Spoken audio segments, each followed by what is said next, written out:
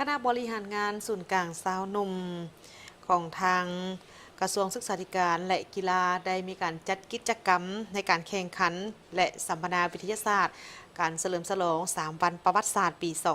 2025โดยการแข่งขันในครั้งนี้รวมทั้งหมดแมนมี 8 ทีม มี24คนส่วนกิจกรรมครั้งนี้จัดขึ้นในเมื่อวันที่ 12 มิถุนายน 2026 ที่ผ่านมา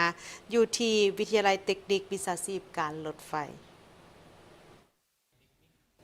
เขาว่ามิท่านบุญยฤทธิ์ขันธจักรผู้อำนวยการวิทยาลัยเทคนิควิชาชีพการรถไฟ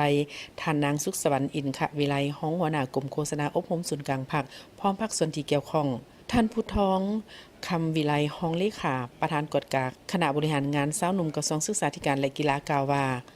การจัดกิจกรรมครั้งนี้บ่เพียงแต่เป็นการเฉลิมฉลองวันสำคัญทางประวัติศาสตร์เท่านั้นแต่ยังเป็นการสร้างขบวนการทำเฮียนค้นคว้าวิทยาศาสตร์ส่งเสริมความสามัคคีและปลุกระดมให้ทุกคนในสังคมโดยเฉพาะวัยหนุ่มลาวได้รู้ถึงมูลเสื่อประวัติศาสตร์อันดีงามเพื่อเป็นบทเรียนประกอบส่วนในการพัฒนาแขนงการศึกษาและกีฬาให้มีคุณภาพและยืนยงจุดประสงค์หลักก็คือเพื่อเฉลิมฉลอง3วันประวัติศาสตร์คือวันสำคัญพรรควันสถาปนาสาธารณรัฐประชาธิปไตยประชาชนลาวแล้วก็วันคล้ายวันเกิดประธานกระทรวงพรหมวิหารพร้อมเดียวกันนั้นก็เป็นการจัดสัมมนาแข่งขันถามตอบน้องๆนักเรียนนักศึกษาอยู่บรรดา10เป้าหมายในศกนี้เนาะอันที่3ก็เพื่อเป็นการเฉลิมฉลองผลสำเร็จของประชุมใหญ่ครั้งที่12ของพรรคและครั้งที่10ขององค์คณะพรรคกระทรวงศึกษาธิการและกีฬาคาดว่าเมื่อในจัดกิจกรรมนี้สำเร็จแล้วก็บางอย่างยิ่งว่านักเรียนนักศึกษาครูอาจารย์ผู้ที่เข้าร่วมจะได้รับรู้ถึงความสำคัญของวันดังกล่าวเนาะ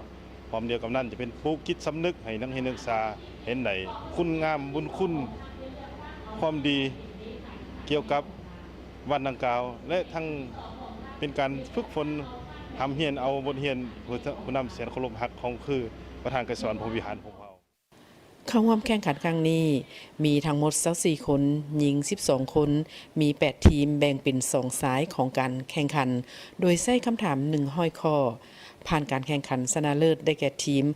จากภาควิชาเทคนิคหัวรถไฟได้รับเหรียญคำพร้อมเงินสด1ล้านกีบอันดับที่2ได้แก่ทีมจากภาควิชาสัญญาณทางรถไฟได้รับเหรียญเงินพร้อมเงินสด 700,000 กีบส่วนอันดับที่3ได้แก่ทีมจากภาควิชาเทคนิคหัวจักรรถไฟได้รับเหรียญทองพร้อมเงินสด 500,000 กีบ